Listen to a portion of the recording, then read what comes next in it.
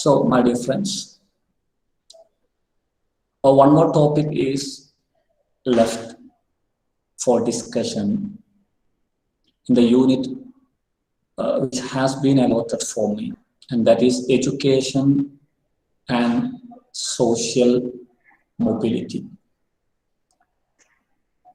And today, I don't want to concentrate only on social mobility, but I may be discussing, or I want to discuss all the functions of education. Social mobility is considered as one of the functions of education. When we talk about functions of education, it can be approached through two dimensions. First one, some activities or some purposes generally done by education. So we see that some functions or some purposes are done by education. And the second dimension is we feel that these purposes should be functions of education. വിദ്യാഭ്യാസത്തിന്റെ ധർമ്മങ്ങൾ, വിദ്യാഭ്യാസവും സാമൂഹിക ചലനാത്മകത അല്ലെങ്കിൽ social mobility എന്നൊരു വിഷയമാണ് ഞാൻ ഇനി ഇവിടെ ചർച്ച ചെയ്യാൻ അവശേഷിക്കുന്നത്. എനിക്ക് അനുവദിക്കപ്പെട്ടിട്ടുള്ള യൂണിറ്റിൽ അവസാനമായി ചർച്ച ചെയ്യേണ്ട വിഷയമാണ്. എന്നാൽ അതിൽ മാത്രം ശ്രദ്ധ കേന്ദ്രീകരിക്കുന്നതിന് പകരം വിദ്യാഭ്യാസത്തിന്റെ ധർമ്മങ്ങളെ കുറിച്ച് പറയാനാണ് ഞാൻ ആഗ്രഹിക്കുന്നത്. സോഷ്യൽ മൊബിലിറ്റി എന്ന് പറയുന്നത് വിദ്യാഭ്യാസത്തിന്റെ ഒരുപാട് ധർമ്മങ്ങളിൽ ഒരു ധർമ്മം മാത്രമാണ്. വിദ്യാഭ്യാസത്തിന്റെ ധർമ്മങ്ങൾ എന്ന വിഷയത്തെ നമ്മൾ സമീപിക്കുമ്പോൾ രണ്ട് വീക്ഷണകോണിലൂടെ നമുക്ക് ആ വിഷയത്തെ സമീപിക്കാം. ഒന്ന്, സാധാരണയായി വിദ്യാഭ്യാസം ചെയ്യുന്ന ധർമ്മങ്ങൾ എന്തൊക്കെയാണ്? ഇപ്പൊ നമ്മൾ ഹൈപ്പോത്തിസിസ് എന്നൊക്കെ പറയുന്നത് പോലെ നമ്മുടെ ജീവിതത്തിൽ ഉണ്ടായിട്ടുള്ള അനുഭവങ്ങൾ, നമ്മൾ വായിച്ചിട്ടുള്ള പുസ്തകങ്ങൾ, നമ്മൾ നിരീക്ഷിച്ചപ്പോൾ നമുക്കറിയാൻ സാധിച്ചിട്ടുള്ള കാര്യങ്ങൾ തുടങ്ങിയവയെ ഉപയോഗിച്ച് വേണമെങ്കിൽ നമുക്ക് പറയാം സാധാരണ വിദ്യാഭ്യാസം ഈ ധർമ്മങ്ങളൊക്കെ നിർവഹിക്കാറുണ്ട് എന്ന്. മറ്റൊരു വീക്ഷണകോണിലൂടെ നോക്കുകയാണെങ്കിൽ എന്തൊക്കെയായിരിക്കണം വിദ്യാഭ്യാസത്തിന്റെ ധർമ്മങ്ങൾ എന്ന രീതിയിലും നമുക്കതിനെ സമീപിക്കാവുന്നതാണ്. അപ്പൊ അങ്ങനെ ഒരു ഏത് രീതിയിൽ സമീപിച്ചാൽ എന്തൊക്കെയാണ് വിദ്യാഭ്യാസത്തിന്റെ ധർമ്മങ്ങൾ എന്ന വിഷയത്തിൽ നമ്മൾ പറയുന്നത് ഏകദേശം ഒരേ കാര്യങ്ങൾ തന്നെയായിരിക്കും. ഇപ്പൊ സാധാരണ ബി.എഡിന്റെ സിലബസിലൊക്കെ നമ്മൾ വിദ്യാഭ്യാസത്തിന്റെ ധർമ്മങ്ങൾ എന്തൊക്കെയാണ് എന്ന് പറയുമ്പോഴും അവിടെ പറയുന്ന പോയിന്റുകളാണ് socialisation. The functions of education are socialization, social control, then social change, social transformation, social reformation, social mobility, economic development, modernization, so and so. സാമൂഹികവൽക്കരണം, സാമൂഹിക നിയന്ത്രണം, സാമൂഹിക മാറ്റം, സാമൂഹിക നവോത്ഥാനം, സാമൂഹിക പരിവർത്തനം, അതുപോലെ കൾച്ചറൽ ഫങ്ഷൻസ്, സാംസ്കാരിക പ്രവർത്തനങ്ങൾ, ആധുനിക വൽക്കരണം, സോ ഒരുപാട് ധർമ്മങ്ങൾ. അപ്പൊ നമ്മൾ ഒക്കെ ഒന്ന് വെറുതെ ഒന്ന് നോക്കി പോകണ്ട, ഒക്കെ നമുക്ക് അറിയുന്ന കാര്യങ്ങളാണ്. നമ്മുടെ ഒരു വിഷയത്തിന്റെ ഒരു സിലബസിൽ ഉൾക്കൊള്ളിച്ചിട്ടുള്ള ഒരു വിഷയം എന്ന രീതിയിൽ ഒന്നുകൂടി അത് നമ്മൾ ഓർമ്മിക്കാൻ ശ്രമിക്കുന്നു. നമ്മളത് അതിലേക്കൊന്ന് ഇറങ്ങി ചെല്ലുന്നു. നമുക്കറിയാവുന്ന കാര്യങ്ങൾ പരസ്പരം പങ്കുവെക്കുന്നു, അത്രമാത്രം. ആദ്യമായി സോഷ്യലൈസേഷൻ എന്ന ആ ഒരു ധർമ്മത്തിലേക്ക് കടക്കാം. What is socialisation? എന്താണ് സോഷ്യലൈസേഷൻ? സാമൂഹിക വൽക്കരണം എന്ന് പറഞ്ഞാൽ എന്താണ്? Can any one of you tell me, define socialization? എന്താണ് ഈ സാമൂഹികവൽക്കരണം? ഒറ്റ വാക്കിൽ പറയുകയാണെങ്കിൽ making an individual, the process of making an individual social. Yes, നമ്മൾ ഒറ്റ വാക്കിൽ പറയുകയാണെങ്കിൽ ഒരാളെ സോഷ്യലാക്കി മാറ്റുക എന്ന് പറയും. എന്നാൽ അതിനൊരു ഡെഫിനിഷൻ ആയിട്ട് എങ്ങനെ പറയാം? എനിവൺ, എന്താണ് ഈ സാമൂഹികവൽക്കരണം? എന്താണ് ഈ socialisation? Yes. Can any one of you tell me?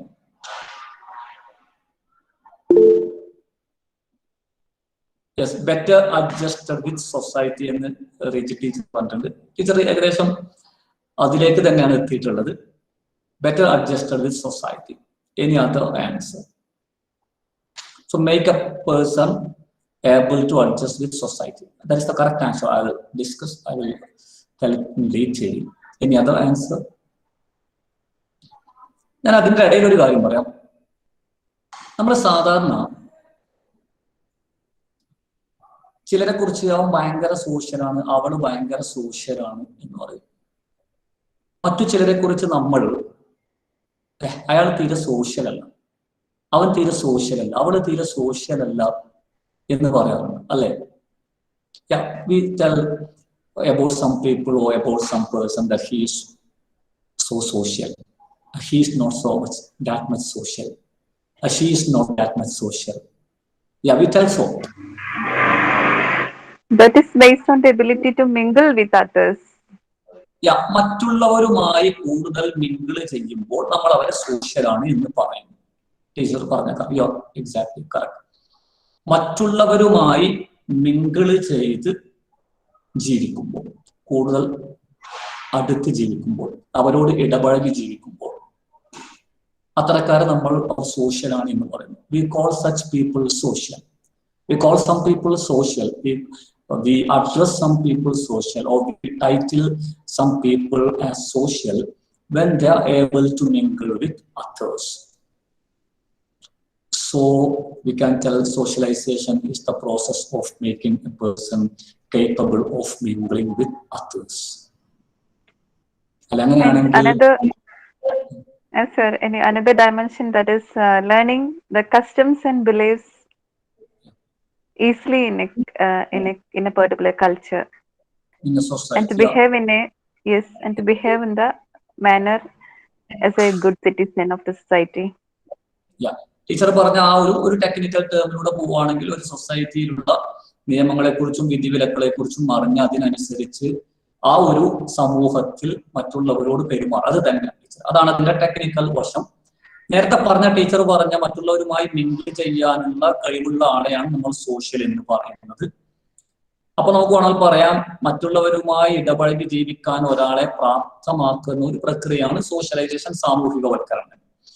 പിന്നെ റിജി ടീച്ചർ പറഞ്ഞു അത് മറ്റുള്ളവരുമായി അഡ്ജസ്റ്റ് ചെയ്യാനുള്ള കഴിവ് ഉണ്ടാക്കി കൊടുക്കലാണ് സോഷ്യലൈസേഷൻ.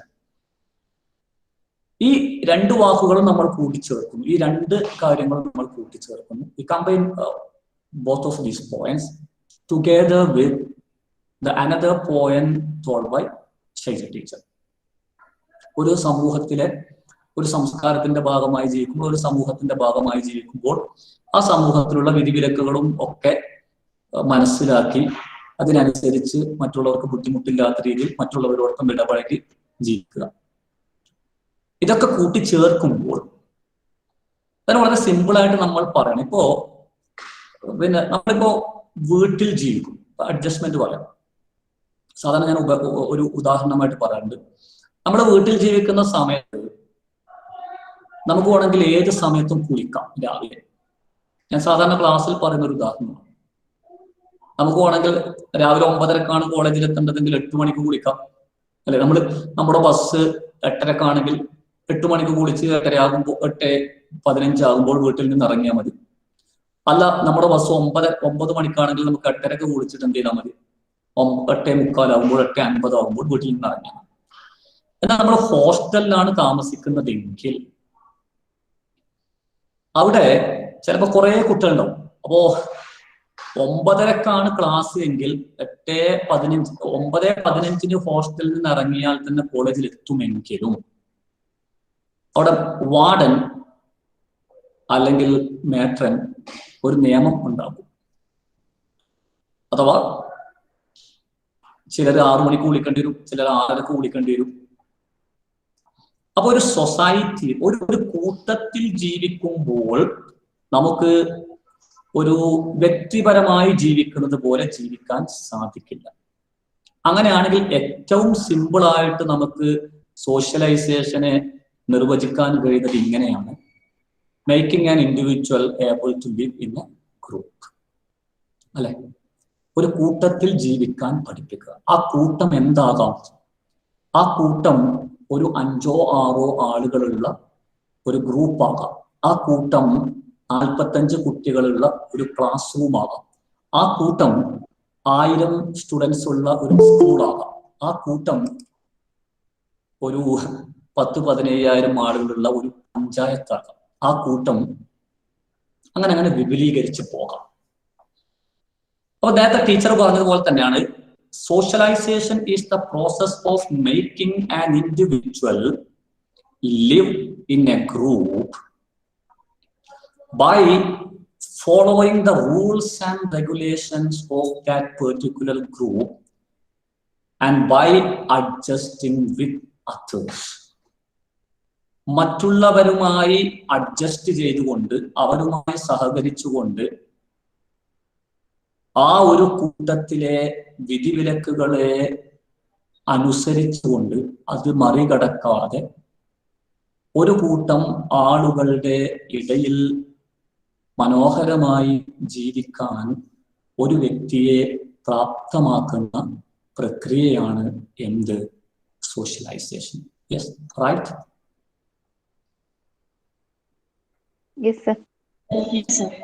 ഇവിടെ നമ്മൾ ശ്രദ്ധിക്കേണ്ട ഏറ്റവും പ്രധാനപ്പെട്ട ഒരു കാര്യം എന്ന് പറയുന്നത്, ഒരു സമൂഹത്തിലുള്ള വിധിവിലക്കുകൾ അനുസരിച്ചത് കൊണ്ട് മാത്രം സോഷ്യൽ ആകില്ല. കാരണം ആ വിധിവിലക്കുകൾ എന്ത് ചെയ്യാം? നമുക്ക് ഇൻഡിവിജ്വൽ ആയിട്ട് അനുസരിക്കാം.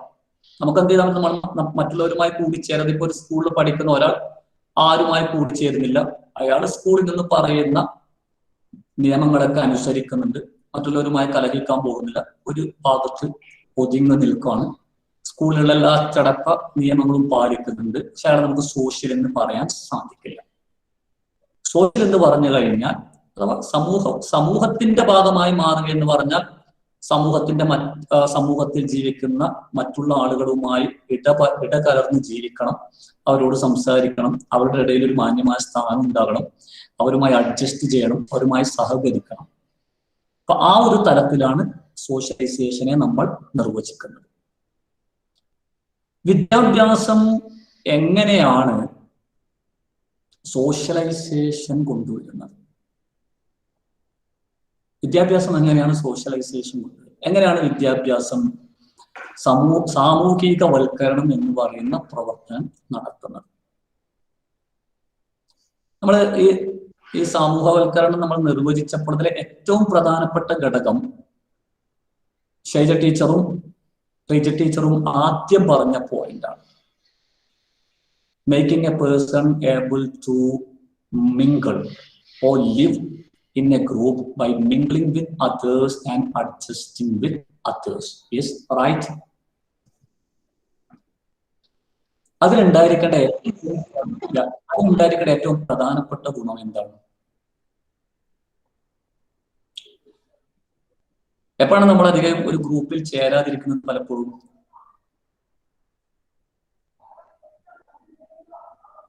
ഏത് സ്കില്ലാണ് നമുക്കതിന് ഒരു സമൂഹത്തിന്റെ ഭാഗമായി മാറാൻ, ഒരു കൂട്ടത്തിന്റെ ഭാഗമായി മാറാൻ നമുക്ക് ഉണ്ടായിരിക്കേണ്ട ഏറ്റവും പ്രധാനപ്പെട്ട സ്കിൽ, നിപുണി എന്താണ്?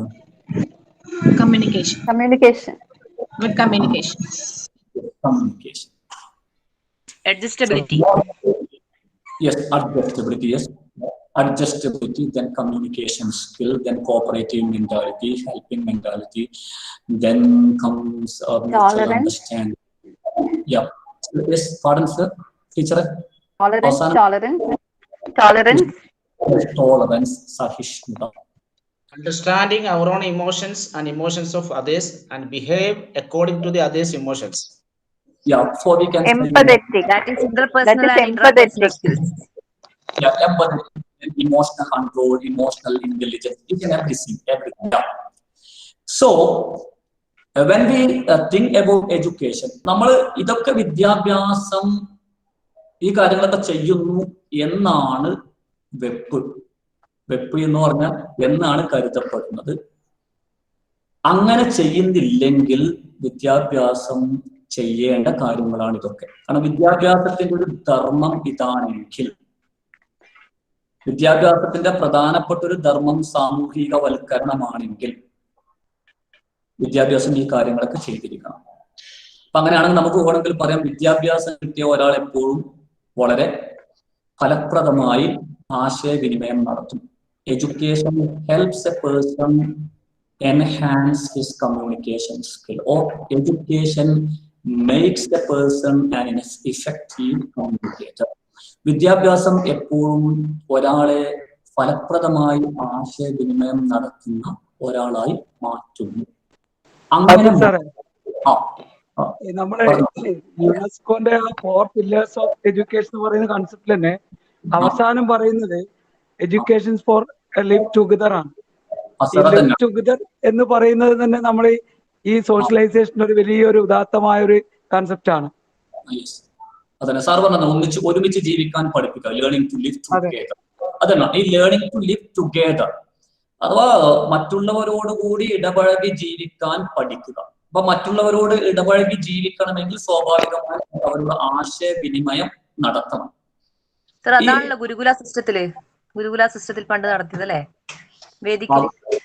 ഗുരുകുല സിസ്റ്റത്തിലും ആ ഒരു രീതിയിൽ തന്നെയാണ് അവിടെ നടന്നിട്ടത്. അത് അവിടുന്ന് നമ്മൾ പുറത്ത് കടന്നാലും, ഇപ്പൊ ഫോർ എക്സാമ്പിൾ നമ്മളിപ്പോ ജീവിക്കാൻ പോകുന്ന ഈ ലേണിംഗ് ടു ലിവ് ടുഗദറിന്റെ ഏറ്റവും പ്രധാനപ്പെട്ട ഒരു പ്രത്യേകത എന്ന് പറയുന്നത്, ലോകം ഒരു ഗ്ലോബായി ചുരുങ്ങി. അതുകൊണ്ട് തന്നെ നിങ്ങൾക്ക് ജോലി കിട്ടുന്നത് ചിലപ്പോൾ നിങ്ങളുടെ സംസ്കാരവുമായി ഒരു ബന്ധവുമില്ലാത്ത ഒരു രാജ്യത്തായിരിക്കാം, ഒരു പ്രദേശത്തായിരിക്കാം. സ്വാഭാവികമായും അവിടെ എത്തിക്കഴിഞ്ഞാൽ നിങ്ങൾ അവരുടെ സംസ്കാരവുമായി ഇഴുകിച്ചേരേണ്ടി വരും, അവരുടെ ആ ഒരു രീതികളുമായി ഇഴുകിച്ചേരേണ്ടി വരും. നിങ്ങളുടെ സംസ്കാരത്തെ ഹനിക്കാതെ തന്നെ അവരുമായി കോപ്പറേറ്റ് ചെയ്ത് സഹകരിച്ച് അവരുടെ സംസ്കാരത്തെ ബഹുമാനിച്ച് ജീവിക്കേണ്ട ഒരു അവസ്ഥ വരും. അപ്പൊ ആ രീതിയിലേക്ക് കുട്ടികളുടെ മനസ്സുകളെ മാറ്റിയെടുക്കുക. ഏത് സാഹചര്യത്തിലും ഏത് വിഭാഗം ആളുകളും, കറുത്തവനോടും വെളുത്തവനോടും ഇരുനിറക്കാരോടൊക്കെ ഒന്നിച്ച് ജീവിക്കാൻ പ്രാപ്തമാക്കുക എന്നുള്ളതാണ്. അപ്പൊ അത് സോഷ്യലൈസേഷന്റെ ഒരു ഭാഗം തന്നെയാണ്. അപ്പൊ സ്വാഭാവികമായും നമ്മുടെ വിദ്യാഭ്യാസം കൂടുതലും ഈ പുസ്തകങ്ങളിൽ ശ്രദ്ധ കേന്ദ്രീകരിക്കുകയാണ്. പലപ്പോഴും ഈ സോഷ്യലൈസേഷൻ എന്ന് പറയുന്ന, സാമൂഹികവൽക്കരണം എന്ന് പറയുന്ന ധർമ്മം വിദ്യാഭ്യാസം നിർവഹിക്കുന്നില്ല എന്ന് നമ്മൾ പറയേണ്ടി വരും. വിദ്യാഭ്യാസം സമൂഹവൽക്കരണം അഥവാ സാമൂഹ്യവൽക്കരണം എന്ന് പറയുന്ന ധർമ്മം നിർവഹിക്കണമെങ്കിൽ, അത് പരിപൂർണമായി നിർവഹിക്കാൻ വിദ്യാഭ്യാസത്തിന് സാധിക്കണമെങ്കിൽ നമ്മൾ ഈ പറഞ്ഞ വിദ്യാഭ്യാസം നൽകുന്ന സമയത്ത് വളരെ മനോഹരമായ ആശയവിനിമയം നടത്താൻ, അവിടെ ഇഫക്റ്റീവ് കമ്മ്യൂണിക്കേഷൻ എന്നാണ്. നിങ്ങൾ എപ്പോഴും നോക്കിക്കോളൂ, ഒരു ഗ്രൂപ്പിൽ നന്നായി ജീവിക്കാൻ സാധിക്കുന്നത് നന്നായി കമ്മ്യൂണിക്കേറ്റ് ചെയ്യാൻ സാധിക്കുന്നവർക്കാണ്. അപ്പൊ സ്വാഭാവികമായും നമ്മുടെ നാട്ടിൽ നമ്മൾ മറ്റുള്ളവരുമായി ഒന്നിച്ച് ജീവിക്കാൻ നമുക്ക് സാധിക്കുന്നു, നമ്മുടെ ഭാഷയിൽ മനോഹരമായി നമുക്ക് സംസാരിക്കാൻ സാധിക്കുന്നത് കൊണ്ടാണ്. നേരെ മറിച്ച് നമ്മൾ മറ്റൊരു സ്ഥലത്തേക്ക് പോകുകയാണെങ്കിൽ, നമുക്ക് ഒരു മറ്റൊരു രാജ്യത്തേക്ക് പോകുകയാണെങ്കിൽ ചിലപ്പോൾ നമുക്ക് ഇംഗ്ലീഷിൽ നന്നായിട്ട് സംസാരിക്കാൻ കഴിയണം എന്നൊരവസ്ഥ. ഏതായാലും ഇഫക്റ്റീവ് കമ്മ്യൂണിക്കേഷൻ, ഒരു ഫലപ്രദമായ ആശയവിനിമയം നടത്താനുള്ള ശേഷി കുട്ടികൾക്ക് നൽകണം. ആ ശേഷി എന്ന് പറയുന്നത് നല്ല മനോഹരമായ വാക്കുകൾ ഉപയോഗിക്കുക, നമ്മൾ ആരോടാണോ സംസാരിക്കുന്നത് അയാളുടെ നേച്ചറിനനുസരിച്ച് സംസാരിക്കാൻ പഠിക്കുക, അയാളുടെ സ്റ്റാൻഡേർഡിനനുസരിച്ചുള്ള വാക്കുകൾ ഉപയോഗിക്കാൻ പഠിക്കുക, അയാൾക്ക് താല്പര്യമുള്ള വിഷയം മനസ്സിലാക്കി ആ വിഷയം സംസാരിക്കാൻ പഠിക്കുക. ഏത് സാഹചര്യത്തിലാണോ നിങ്ങൾ ഒരാളോട് കമ്മ്യൂണിക്കേറ്റ് ചെയ്യുന്നത് ആ സാഹചര്യത്തെ വിലയിരുത്തി ആ സാഹചര്യത്തിനനുസരിച്ച് എന്ത് ചെയ്യാം, കമ്മ്യൂണിക്കേറ്റ് ചെയ്യാൻ പഠിക്കുക. പണ്ട് ഞാൻ ഈ ബോബനും മോളി എന്ന് പറയുന്ന പുസ്തകം വായിക്കാറുണ്ട്. ആ ബോബനും മോളി അപ്പി ഹിപ്പി എന്ന് പറയുന്നൊരു കഥാപാത്രമുണ്ട്. ഭയങ്കര രസമാണ് ഈ ബോബനും മോളിയും. ഇപ്പൊ വായിക്കാറില്ല, കുറെ മുമ്പൊക്കെ വായിക്കാറുണ്ട്. അപ്പി ഹിപ്പിക്ക് ഒരു പെണ്ണ് കാണൽ ചടങ്ങിന് പോകണം. അങ്ങനെ നിങ്ങൾക്കറിയാം, ആ ബോബനും മോളിയിൽ ചേട്ടൻ എന്ന് പറയുന്ന ഒരു കഥാപാത്രം, ഒരു കുറച്ച് പ്രായമുള്ള അദ്ദേഹത്തെ അപ്പി ഹിപ്പിയുടെ അച്ഛനാക്കി തീരുമാനിച്ച് അങ്ങനെ ഇവർ പെണ്ണ് കാണാൻ പോകുന്ന സമയത്ത് അവിടെ കുറച്ച് വിദ്യാഭ്യാസമുള്ള ആളുകളാണ്, അതുകൊണ്ട് ഇംഗ്ലീഷിൽ സംസാരിക്കേണ്ടി വരും. അപ്പൊ ഇംഗ്ലീഷിൽ ചോദ്യങ്ങളൊക്കെ ചോദിക്കുന്ന സമയത്ത് ഇങ്ങനെ പറയണം അങ്ങനെ പറയണം എന്നൊക്കെ പറഞ്ഞിട്ട് ചേട്ടനെയും കൂട്ടിയിട്ട് എന്ത് ചെയ്യും, പെണ്ണ് കാണാൻ പോകും. ഇവര് പെണ്ണ് കാണാൻ പോകുന്ന ദിവസം ഇവരവിടെ എത്തുന്നതിന്റെ കുറച്ച് മുമ്പ് ആ വീട്ടിൽ ഒരാള് മരിച്ചുപോയി. അപ്പൊ ഇവർ ഇത് പോകുന്ന സമയത്ത് ചേട്ടനോട് ഇങ്ങനെ പറഞ്ഞാൽ യെസ് ദാറ്റ് ഇസ് നൈസ് എന്നൊക്കെ പറയണമെന്ന് കൊണ്ടാണ് കൊണ്ടുവന്നത്. അപ്പൊ അവിടെ പോയിട്ട് എന്തോ ഒരു കാര്യം ചോദിച്ചപ്പോൾ അവർ പിന്നെ ഇവിടെ ഒരാൾ മരിച്ചു എന്ന് പറഞ്ഞപ്പോൾ ചേട്ടൻ പറഞ്ഞു ദാറ്റ് ഇസ് നൈസ് എന്ന് പറഞ്ഞു. പിന്നെ നമ്മൾ അതിന്റെ ബാക്കി എന്തായിരിക്കുമെന്ന് ഞാൻ പറയേണ്ട ആവശ്യം എന്ന് പറഞ്ഞതുപോലെ സാഹചര്യങ്ങൾക്കനുസരിച്ച് സംസാരിക്കാം. അതുപോലെ ആളുകളുടെ നേച്ചറിനെസ്, ചിലർ നന്നായിട്ട് സംസാരിക്കാൻ ഇഷ്ടപ്പെടുന്നവരായിരിക്കും, അവരോട് നമുക്ക് കൂടുതൽ സംസാരിക്കാം. ചിലർ തമാശ ഇഷ്ടപ്പെടുന്നവരായിരിക്കും, ആ രീതി. അപ്പോൾ അതാണ് കമ്മ്യൂണിക്കേഷൻ എന്നത്, ഇഫക്റ്റീവ് കമ്മ്യൂണിക്കേഷൻ സ്കിൽ. അതുപോലെ മറ്റുള്ളവരുമായി സഹകരിച്ച് ജീവിക്കാനുള്ള കഴിവ്, നേരത്തെ പറഞ്ഞ അഡ്ജസ്റ്റ്മെന്റ് കപ്പാസിറ്റി, അതുപോലെ തന്നെ മ്യൂച്വൽ റെസ്പെക്ട്, മറ്റുള്ളവരെ ആദരിക്കാൻ, അവരെ ആദരിക്കേണ്ട രീതിയിൽ ആദരിക്കാൻ, അവരുടെ അഭിപ്രായങ്ങൾക്ക് ആദരവ് നൽകാൻ, ബഹുമാനം നൽകാൻ, അതുപോലെ തന്നെ പരസ്പര സ്നേഹം, ഇതൊക്കെയാണ് വിദ്യാഭ്യാസത്തിലൂടെ നൽകേണ്ടത്. അങ്ങനെ ആണെങ്കിൽ മാത്രമേ then only we can tell that education fulfills the function of socialization. So I think you have got the point. നമുക്ക് അറിയുന്ന കാര്യമാണ്, അധികം വിശദീകരിക്കേണ്ട ആവശ്യമില്ല. അത് വിദ്യാഭ്യാസത്തിന്റെ ഒരു പ്രധാനപ്പെട്ട ധർമ്മമാണ്.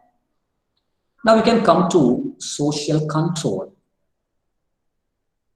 അപ്പൊ അതിൽ നമ്മൾ പറയുമ്പോൾ നമ്മുടെ നേരത്തെ പറഞ്ഞ ഈ സോഷ്യലൈസേഷനിൽ തന്നെ നമ്മൾ വിദ്യാഭ്യാസത്തിന്റെ പല ഭാഗങ്ങളും പഠിക്കുന്നുണ്ട്. സോഷ്യോളജി പഠിപ്പിക്കുന്നുണ്ട്, അതുപോലെ തന്നെ സോഷ്യൽ സയൻസുകൾ പഠിപ്പിക്കുന്നുണ്ട്. അങ്ങനെ പല വിഷയങ്ങൾ പഠിപ്പിക്കുമ്പോൾ സ്വാഭാവികമായും അതിലൂടെ ഈ ഒരു സമൂഹത്തിന്റെ ഭാഗമായി ജീവിക്കാനുള്ള ആ സോഷ്യൽ കമ്മിറ്റ്മെന്റും അതുപോലെ തന്നെ അഡ്ജസ്റ്റ്മെന്റ് കപ്പാസിറ്റിയും കോപ്പറേഷൻ എബിലിറ്റിയും ഒക്കെ അവർക്ക് എന്തെങ്കിലും ലഭിക്കും, അല്ലെങ്കിൽ ലഭിച്ചിരിക്കണം. ലഭിക്കുന്നില്ലെങ്കിൽ അതിനർത്ഥം വിദ്യാഭ്യാസം അതിന്റെ പ്രധാനപ്പെട്ട ധർമ്മമായ സോഷ്യലൈസേഷൻ എന്ന് പറയുന്ന ധർമ്മം നിർവഹിക്കുന്നില്ല എന്നാണ്. The second function of education is social control. I may ask you a question. Is social control, or do you agree with social control? നിങ്ങൾ സാമൂഹിക നിയന്ത്രണത്തെ അംഗീകരിക്കുന്നു? Yes, surely, sir. Yes, surely. Yes. Any other answer? In a community, it is essential, no? It's essential. We are human beings, so social control is essential. Yeah.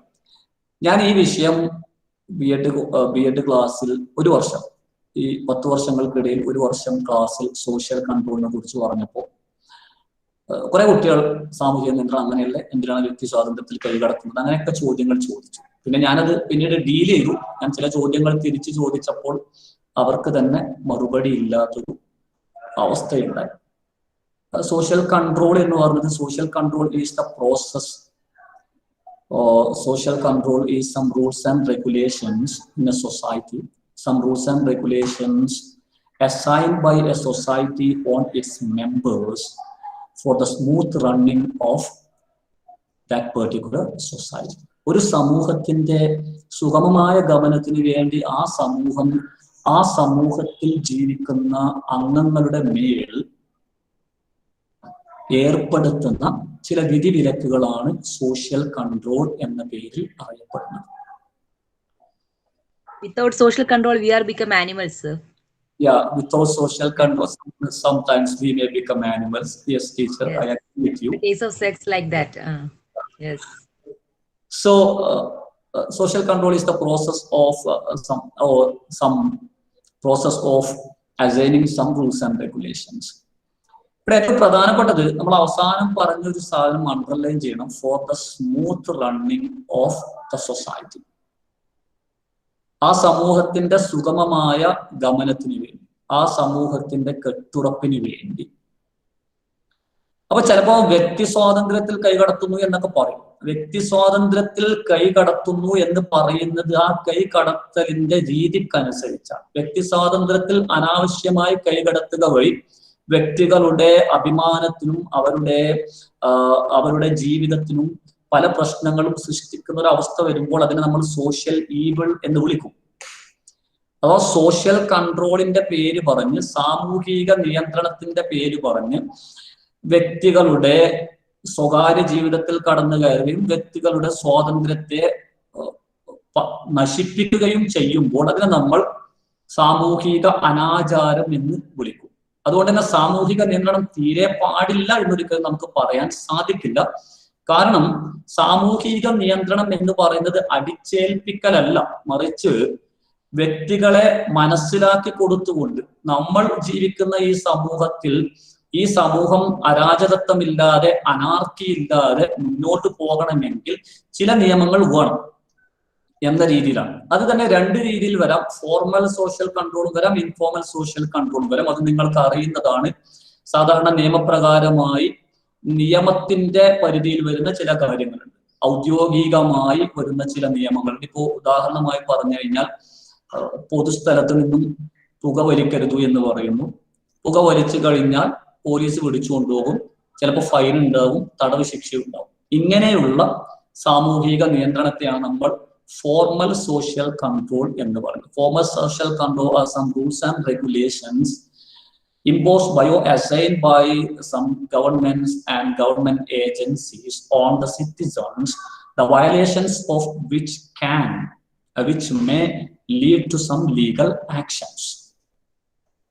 Informal social control എന്ന് പറഞ്ഞു കഴിഞ്ഞാൽ സമൂഹത്തിലുള്ള ചില സ്ഥാപനങ്ങൾ അനൗദ്യോഗികമായി ഏർപ്പെടുത്തുന്ന ചില കീഴ്വഴക്കം എന്ന രീതിയിൽ, വർഷങ്ങളായിട്ടുള്ള കീഴ്വഴക്കം എന്ന രീതിയിൽ ഏർപ്പെടുത്തുന്ന ചില വിധിവിലക്കുകൾ. അത് ചിലപ്പോ കമ്മ്യൂണിറ്റിയുടെ സാമുദായിക നേതാക്കന്മാർ ഏർപ്പെടുത്തുന്ന വിധിവിലക്കുകളാകാം, കമ്മ്യൂണിറ്റി ലീഡേഴ്സ് ഏർപ്പെടുത്തുന്ന വിധിവിലക്കുകളാകാം. ചില സ്ഥലത്തൊക്കെ ഇപ്പോ ആർഭാടപൂർവ്വമുള്ള കല്യാണം നടത്തുകയാണെങ്കിൽ ആ കല്യാണത്തിൽ പങ്കെടുക്കില്ല, മറ്റുള്ളവർ പങ്കെടുക്കരുത് എന്നൊക്കെ പറഞ്ഞ ചില വിധിവിലക്കുകൾ വരാം. ആ വിധിവിലക്കുകളെ മറികടന്നത് കൊണ്ട് ഒരിക്കലും പോലീസ് പിടിക്കില്ല. പക്ഷെ ചിലപ്പോൾ നമ്മൾ ജീവിക്കുന്ന ഒരു സമൂഹത്തിൽ, ഒരു പ്രദേശത്ത് മറ്റുള്ളവരാൽ നമ്മൾ ഒറ്റപ്പെടുത്തപ്പെട്ടേക്കാം, അല്ലെങ്കിൽ മറ്റുള്ളവർ നമുക്ക് ഊരുവിലക്ക് എന്നൊക്കെ പറയുന്നത് പോലെയുള്ള കാര്യങ്ങൾ ഏർപ്പെടുത്തിയേക്കാം. അത് റിട്ടേൺ അല്ല, അത് നിയമപ്രകാരം നമുക്കതൊരു നടപടിയും എടുക്കാൻ ആർക്കും സാധിക്കില്ല. എന്നാൽ നമ്മൾ ഉൾപ്പെടുന്ന ഒരു സാമൂഹിക വിഭാഗത്തിലുള്ള ആളുകൾ നമ്മളെ അകറ്റി നിർത്തിയേക്കാം. ആ രീതിയിൽ നിയമപ്രകാരമല്ലാത്ത, നിയമത്തിന്റെ പരിധിയിൽ വരാത്ത, നമ്മളത് ലംഘിച്ചു കഴിഞ്ഞാൽ നിയമപരമായ നടപടികൾ നേരിടേണ്ടി വരാത്ത, എന്നാൽ സമൂഹത്തിലെ ചില പ്രത്യേക സമുദായങ്ങളും മറ്റും ചില വിഭാഗങ്ങളും മറ്റും അവരുടെ ആ ഒരു സമൂഹത്തിന്റെ വർഷങ്ങളായി നടന്നു വരുന്ന കീഴ്വഴക്കം എന്ന രീതിയിൽ ഏർപ്പെടുത്തുന്ന ചില വിധിവിലക്കുകളാണ് ഇൻഫോർമൽ സോഷ്യൽ കൺട്രോൾ അഥവാ അനൗപചാരിക സാമൂഹിക നിയന്ത്രണം.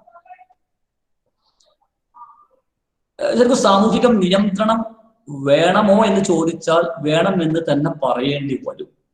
കാരണം ലിബർട്ടി എന്ന് പറയുന്നത്, സ്വാതന്ത്ര്യം എന്ന് പറയുന്നത് എപ്പോഴും ആപേക്ഷികമാണ്. Freedom is not absolute.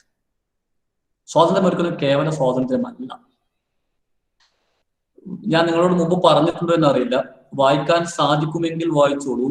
A.G. Gardiner എന്ന് പറയുന്ന ലോകപ്രസിദ്ധനായ ആംഗലേയ എഴുത്തുകാരന്റെ ഒരു എസ്സേ ഉണ്ട്, on the rules of the road എന്ന് പറഞ്ഞ എസ്സേ. ഞാൻ പറഞ്ഞിരുന്നു, ഞാൻ എപ്പോഴെങ്കിലും ഇവിടെ ചർച്ച പറഞ്ഞിട്ടുണ്ടോ ടീച്ചറെ? നാരായണ സാറേ, ഞാനത് പറഞ്ഞിരുന്നോ? എനിക്ക് ഓർമ്മയില്ല. പറഞ്ഞിട്ടില്ല. On the rules of the road എന്ന് പറയുന്ന ഒരു എസ്സേ A.G. ഗാർഡിനർ എഴുതിയാണ്. A.G. ഗാർഡിനറിന്റെ എസ്സേസ് ഭയങ്കര രസമാണ് വായിക്കാൻ. അദ്ദേഹത്തിന് ഓൺ ദ സ്മൈൽ എന്ന് പറയുന്ന ഒരു essay, beautiful piece of literature. And this one also is something humorous, and at the same time we can get some lessons. അദ്ദേഹത്തിന്റെ എസ്സേകളുടെ ഒരു പ്രത്യേകത എന്ന് പറയുന്നത് ഭയങ്കര ഹ്യൂമർ ആയിരുന്നു, അതേ സമയത്ത് നമുക്ക് പല പാഠങ്ങളുണ്ടാവും. അപ്പൊ ഈ on the rules of the road എന്ന് പറഞ്ഞ എസ്സേയിൽ ഇംഗ്ലണ്ടിലെ ഒരു സ്ട്രീറ്റിലൂടെ ഒരു ഫാറ്റ് ലേഡി ഒരു വാനിറ്റി ബാഗും ചുമന്നുകൊണ്ട്, ഒരു പൊങ്ങച്ച സഞ്ചിയും ചുമന്നുകൊണ്ട് നടന്നു പോകാം. A fat lady was walking on the street of England, on the street, one of the streets in England, and she was walking on the road. നടു സെന്റർ മദ്യം എന്ന് നമ്മൾ സാധാരണ പറയുന്നത്, റോഡിന്റെ നടു സെന്റർ മധ്യത്തിലൂടെ നടന്നു പോകാൻ. And she feels that I am a citizen of Great Britain and I have got the right to walk wherever I want in this country. ഞാൻ ബ്രിട്ടനിലെ ഒരു പൗരയാണ്, എനിക്ക് ഇഷ്ടമുള്ള സ്ഥലത്തോടു കൂടി നടക്കാനുള്ള സ്വാതന്ത്ര്യം എനിക്കുണ്ട്, അവകാശം എനിക്കുണ്ട്, അതുകൊണ്ട് ഞാൻ റോഡിന്റെ നടുവിലൂടെ പോകുന്നു എന്ന് ചിന്തിച്ചുകൊണ്ട് ഒരു പൊങ്ങച്ച സഞ്ചിയും തൂക്കിക്കൊണ്ട് ഒരു തടിച്ച വനിത ഇങ്ങനെ നടന്നു പോവാണ്. അപ്പൊ റൈറ്റർ പറഞ്ഞു, yes, we agree with you. We agree with you that you have got the right to walk wherever in this country because you are a citizen of this country. But madam, if the cab driver feels that he is also the citizen of this country and he has got the right to drive his car wherever he wants, and if he drives his car on the footpath, what will be there? Madam, നിങ്ങൾ പറഞ്ഞത് ശരി തന്നെയാണ്. എന്നാൽ നിങ്ങൾ പറഞ്ഞതുപോലെ ഒരു car driver വിചാരിക്കാണ്, കരുതുകയാണ്, ഞാൻ ബ്രിട്ടനിലെ ഒരു പൗരനാണ്, എനിക്ക് എന്റെ രാജ്യത്തെ ഏത് സ്ഥലത്തും കൂടി വണ്ടി ഓടിക്കാനുള്ള അവകാശമുണ്ട് എന്ന് പറഞ്ഞിട്ട് ഫുട്പാത്തിലൂടെ അദ്ദേഹം കാർ ഓടിച്ചാൽ ഇവിടെ എന്താണ് സംഭവിക്കുക? ഉത്തരം അദ്ദേഹം തന്നെ പറയുന്നുണ്ട്, റിസൾട്ട് വിൽ ബി അരാജകത്വമായി. അല്ലെ? യെസ്, നമുക്ക് സ്വാതന്ത്ര്യമുണ്ട്. ഇപ്പൊ ഒരാൾ പറയാണ്, ഞാൻ ഈ രാജ്യത്തെ പൗരനാണ്, എനിക്ക് പാട്ടുപാടാനുള്ള സ്വാതന്ത്ര്യമുണ്ട്. പാട്ടുപാടാനുള്ള സ്വാതന്ത്ര്യമുണ്ട്. എനിക്ക് രാത്രി 1 മണിക്ക് പാട്ട് പാടണം, 1 മണിക്ക് പാടിക്കോളൂ. രാത്രി 1 മണിക്ക് എന്റെ ടെറസിൽ കയറിയിട്ട് ഒച്ചത്തിൽ പാട്ട് പാടാനുള്ള സ്വാതന്ത്ര്യമുണ്ട് എന്ന് നിങ്ങൾ പറയുകയാണെങ്കിൽ, അതേ സമയത്ത് ആ 1 മണിക്ക് അപ്പുറത്തെ വീട്ടിൽ കിടന്ന് സമാധാനത്തോടു കൂടി ഉറങ്ങുവാനുള്ള സ്വാതന്ത്ര്യം അപ്പുറത്തെ വീട്ടിലുള്ള ആൾക്കുണ്ട്. ഇതാണ് സാമൂഹിക നിയന്ത്രണം. പക്ഷെ അന്നേരം അവിടെ ഒരു ലിമിറ്റ് നമ്മൾ നിശ്ചയിക്കണം, അല്ലെ? ഫ്രീഡത്തിനൊരു ലിമിറ്റ് നമ്മൾ ഫിക്സ് ചെയ്യണം. അതാണ് സാമൂഹിക നിയന്ത്രണം. സാമൂഹിക നിയന്ത്രണം എന്ന് പറയുന്നത് ആ വാക്ക് കേൾക്കുമ്പോൾ ഒരു വ്യക്തിയെ ഒന്നും ചെയ്യാൻ സമ്മതിക്കാതെ ആ വ്യക്തിയുടെ മേൽ എല്ലാ നിയന്ത്രണങ്ങളും ഏൽപ്പിക്കുക എന്നതല്ല. പക്ഷെ നമ്മളൊരു പ്രശ്നം എന്ന് പറയുന്നത്, എന്തിനേയും നിഷേധാത്മക സമീപത്തോടെ കാണുന്ന ആൾക്കാർ വ്യക്തി സ്വാതന്ത്ര്യത്തിന് അങ്ങനെ കൈകടത്തുന്നു, ഇങ്ങനെ കൈകടത്തുന്നു എന്നല്ല. കൈ കടത്തുമ്പോൾ, വ്യക്തികളുടെ സ്വാതന്ത്ര്യത്തെ പരിപൂർണമായി തച്ചുടക്കുമ്പോൾ അത് സാമൂഹിക അനാചാരമായിട്ട് മാറും. നേരെ മറിച്ച് ഒരു സമൂഹത്തിൽ ജീവിക്കുമ്പോൾ നമ്മുടെ സ്വാതന്ത്ര്യം മറ്റുള്ളവരുടെ സ്വാതന്ത്ര്യത്തിൽ കൈ കടത്തുന്നുണ്ടോ എന്ന് നമ്മൾ നോക്കേണ്ടത്. അതിനാണ് ഒരാളുടെ സ്വാതന്ത്ര്യം മറ്റുള്ളവരുടെ സ്വാതന്ത്ര്യത്തെ ഹനിക്കാതിരിക്കാൻ, സമൂഹത്തിന്റെ സുഗമമായ ആ ഗമനത്തിന് വേണ്ടി, സമൂഹത്തിൽ പ്രശ്നങ്ങൾ ഇല്ലാതിരിക്കാൻ വേണ്ടി സമൂഹം ഏർപ്പെടുത്തുന്ന ചില നിയന്ത്രണങ്ങളാണ് സാമൂഹിക നിയന്ത്രണം. നമ്മുടെ വിഷയം അതല്ല. എങ്ങനെയാണ് വിദ്യാഭ്യാസത്തിന് ഈ സാമൂഹിക നിയന്ത്രണം എന്ന് പറയുന്ന ധർമ്മം നിർവഹിക്കാൻ സാധിക്കുക? ഇവിടെ ഏറ്റവും പ്രധാനപ്പെട്ട ഒരു പോയിന്റ് ഗിരീഷ് സാറേ, അപ്പൊ നമ്മൾ നേരത്തെ ഒരു വിഷയം പറഞ്ഞു, പൊതുസ്ഥലത്ത് വെച്ച് പുകവലിക്കരുത്. അപ്പൊ സാധാരണ പൊതുസ്ഥലത്ത് വെച്ച് പുകവലിക്കുന്ന ആൾക്കാർ എന്താണ് ചെയ്യുക? ഞാൻ മുമ്പ് പറഞ്ഞതുപോലെ പോലീസിനെ കാണുമ്പോൾ സിഗരറ്റ് പിറകിൽ വെക്കും, പോലീസ് പോകുമ്പോൾ പിന്നെയും സിഗരറ്റ് വലിക്കും. അങ്ങനെയാണല്ലോ അല്ലെ? അങ്ങനെയാണെങ്കിൽ പിന്നെ ഈ സാമൂഹിക നിയന്ത്രണം ഉണ്ടായിട്ട് കാര്യമുണ്ടോ? ഇല്ല. പിന്നെന്തു വേണം? ഈ സാമൂഹിക നിയന്ത്രണത്തിന്റെ ഭാഗമായിട്ടുള്ള വിധിവിലക്കുകൾ ഒരു സമൂഹത്തിൽ ജീവിക്കുമ്പോൾ അത്യാവശ്യമാണ് എന്നും, അത്തരം സാമൂഹിക വിധിവിലക്കുകൾ മറ്റുള്ളവർ ഹനിക്കുമ്പോൾ തന്റെ ജീവിതത്തെ എങ്ങനെ അത് ബാധിക്കുന്നുവോ അതേ രീതിയിൽ തന്നെയാണ് താൻ ഈ സാമൂഹിക നിയന്ത്രണങ്ങൾ ലംഘിക്കുമ്പോൾ മറ്റുള്ളവർക്ക് ബാധിക്കുന്നത് എന്ന ഒരു കാഴ്ചപ്പാട് ഉള്ള ഒരു ജനതയുണ്ടെങ്കിൽ മാത്രമേ നിങ്ങൾക്ക് ഈ സാമൂഹിക നിയന്ത്രണം സുഗമമായി മുന്നോട്ട് കൊണ്ടുപോകാൻ സാധിക്കും. ഒരിക്കലും പോലീസിനെ ഉപയോഗിച്ചുകൊണ്ടോ പട്ടാളത്തെ ഉപയോഗിച്ചുകൊണ്ടോ നിങ്ങൾക്ക് ഒരു സമൂഹത്തെ അച്ചടക്കത്തോടുകൂടി മുന്നോട്ട് കൊണ്ടുപോകാൻ സാധിക്കില്ല. And here comes the importance of education. By using education, you can make each and every citizen aware that all the parts of such social control is important in the society, not only for the society but also for his own individual life. Yes, got it? Sir, ഇവിടെ പറഞ്ഞപ്പോഴാണ് education ഈ ഒരു ധർമ്മം നന്നായി നിർവഹിക്കുന്നുണ്ട്. ഇതിന്റെ ഒപ്പം തന്നെ മറ്റൊന്നുകൂടി ഉണ്ട്. അതായത് നമ്മളിപ്പം എന്തിനാണോ ആ ഒരു വിലക്ക് വെച്ചിരിക്കുന്നത്, സോഷ്യൽ കൺട്രോൾ, ഇപ്പൊ സാർ എക്സാമ്പിൾ പറഞ്ഞിരിക്കുന്ന പുകവലി തന്നെ, അപ്പൊ എന്തിനായിരിക്കും ഇങ്ങനെ ഒരു കൺട്രോൾ വെച്ചിരിക്കുന്നത് എന്നുള്ളതിന്റെ ആ ഒരു ഇൻഫർമേഷൻ സൈഡിലും നൽകാൻ എഡ്യൂക്കേഷൻ വഴിയാണ് സാധിക്കുന്നത്. ഇപ്പൊ പഠിച്ച കുട്ടിക്ക് അറിയാൻ പറ്റും ഇന്ന കാര്യം കൊണ്ടാണ് ഇങ്ങനെ സമൂഹം ഈ ഒരു വിലക്ക് വെച്ചിരിക്കുന്നത് എന്നുള്ളത്. ആ ഒരു പാർട്ടും കൂടി, ഒരു ബോധവൽക്കരണം, സബ്ജക്ട് വൈസ് ഉള്ള ഒരു കോൺഷ്യന്റൈസേഷന് ഈ ഒരു കാര്യം കൂടി കിട്ടുന്നുണ്ട് അല്ലേ? അതും എഡ്യൂക്കേഷനല്ലേ പറ്റുന്നത്?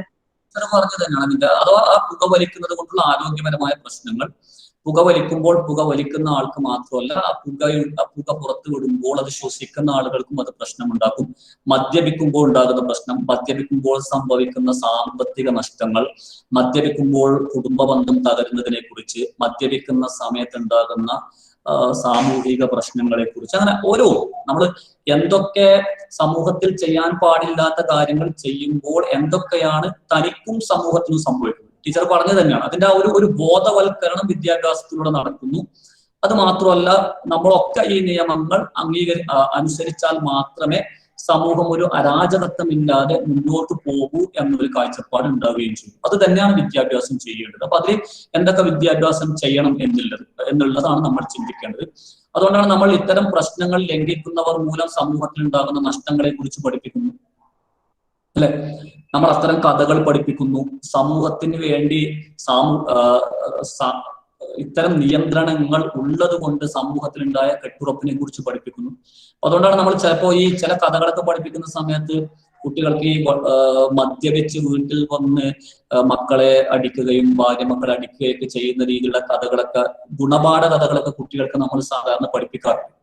അപ്പൊ അത്തരം കാര്യങ്ങളൊക്കെ പഠിപ്പിക്കുന്നത് ശരിക്കും ആ കഥകൾ കേൾക്കുന്നതിലൂടെ, അത് വായിക്കുന്നതിലൂടെ കുട്ടിയുടെ അൺകോൺഷ്യസ് മൈൻഡിൽ അടക്കം അത് തറക്കണമെന്നാണ്.